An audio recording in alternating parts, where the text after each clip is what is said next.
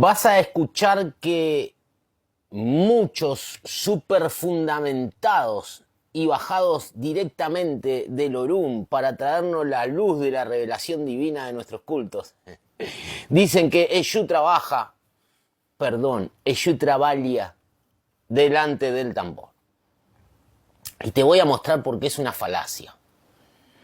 Pero antes voy a abrir un paréntesis un poco extenso para que comprendas que en el medio de esta mini clase voy a largar afirmaciones que puede, si estás envenenado por algunos pseudos maestros del TikTok o de las redes sociales en su conjunto, te pueda sonar medio raro o medio contradictorio.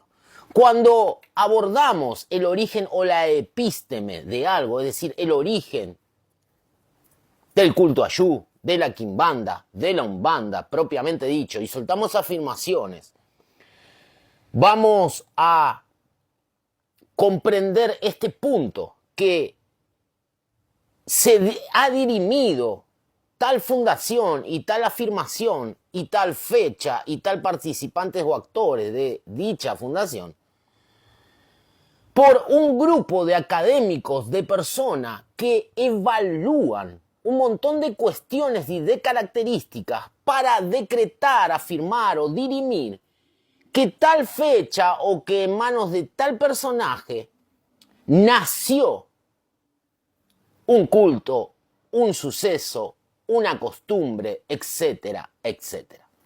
Entonces, cuando hablamos de la Umbanda, hablamos de que en 1908, en manos del Paiselio, no es ni por un invento de alguien, ni por fanáticos umbandistas del Paiselio, sino es porque personas que se quemaron la cabeza estudiando, que se formaron en la metodología de la investigación, que se formaron en diferentes disciplinas académicas durante muchísimos años, han llegado en su conjunto a evaluar eso como fundación para afirmarlo, con toda la complejización de un suceso, con características, con la parte territorial, con la sociedad, con la política y con un montón de cuestiones, con la historia, para comparar y para analizar ese suceso y decir, bueno, esto es totalmente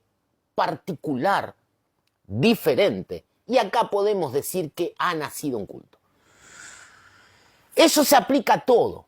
Eso se aplica a la quimbanda, eso se aplica al tambor, eso se aplica absolutamente a todo, incluso a una enfermedad, incluso a todo lo que tenga que ver con un culto, una tradición, un suceso o algo que tenga como origen. Cuando se aborda desde la epísteme, se evalúan un montón de cuestiones muy puntuales, rasgos específicos. Y no se disocia ese evento en pequeñas cosas. Es decir, no, la Umbanda no nació con el Paiselio, porque la cruz que él tenía colgada era cristiana. Entonces, mucho antes que el Paiselio existía el cristianismo. Y Doña Pocha salta, y yo agrego que la madera que tenía esa cruz, que tenía colgada el Paiselio, a su vez, salió de un árbol que ya existía mucho antes de la Umbanda. Y así podemos seguir en este estadio de imbecilidad, disolviendo y cuestionando cuestiones y cosas, valga la redundancia, que ya están así, porque gente muy superior a mí, preparada intelectualmente, académicamente, en sus disciplinas pertinentes, han confirmado que la Umbanda nace con el Paiselio, que la quimbanda no viene de la África, de los Bantú y de lo sino que viene de principios del siglo XX, casi contemporánea a la Umbanda. Y así sucesivamente. Ahora, cuando cierro el paréntesis y abordamos esta idea muy, pero muy reduccionista o simplificada, típico de vagos intelectuales, de Eshu trabaja delante del tambor, y respaldamos eso con una imagen de un Eshu todo disfrazado, brilloso, que baila así y cada vez más rápido. Entonces, ¡uy! ¿Cómo trabaja ese Eshu? Con un vasito de whisky. bailando adelante del tambor, no comprendemos absolutamente nada. Ese es el trabajo de Eshu. Hoy, ¿cómo trabajó el Eshu? Nada más lejano. Y acá viene una confusión. Confundimos falda con asado, como decía algún vecino mío. El fundamento del tambor, obviamente, viene del añá haitiano, que llega. El añá es un tambor puntual africano que llega a Haití. ¿Por qué a Haití? ¿Y por qué vamos a este origen precolombino si tomamos como referencia al siglo o principios del siglo XVI en Brasil? Porque la primera nación en ser colonizada por los franceses fue Haití. No fue Cuba, ni fue Brasil, fue Haití. Entonces el añá, el tambor, el fundamento africano, posa en América, en esa isla hoy tan castigada que es Haití.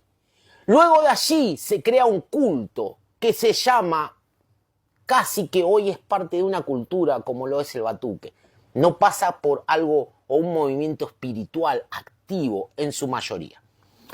Pasa por una costumbre, como quien va todas las fechas a el monumento a Güemes o a el Gaucho Gil y le pone una vela, bueno, más o menos es el abacuá. El abacuá cruza a la isla de enfrente, que es Cuba, y se transforma, se muta. Bóveda espiritista mediante y movimientos espiritistas franceses mediante, ya tocando post la obra de Allan Kardec. Nos vamos del siglo XVI al siglo XIX rápidamente, después de 1856. Y ahí, en todo ese mejunje, aparece el palo monte, el palo brillumba, el palo congo, ¿sí?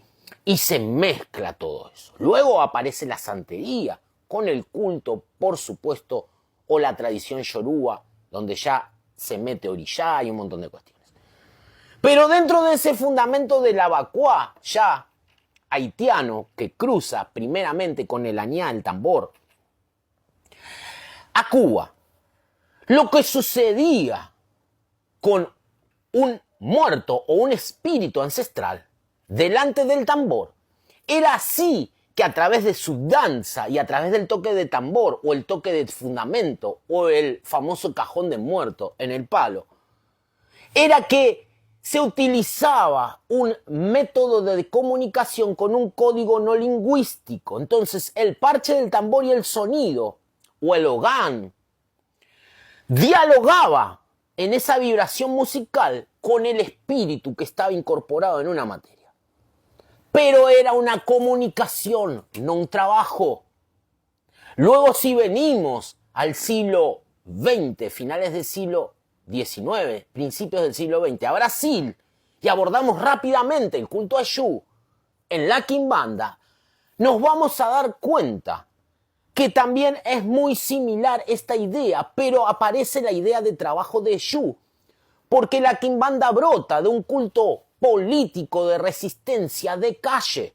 Entonces la idea de trabajo, de laboro, ¿sí?, de esfuerzo, de castigo, de punitividad, aplicado a lo espiritual y a Eshu, siempre el trabajo de Eshu es potenciar la parte humana de la persona que necesita, sea hijo, sea feligrés, sea consultante. Eshu es calle, Eshu es desarrollo humano.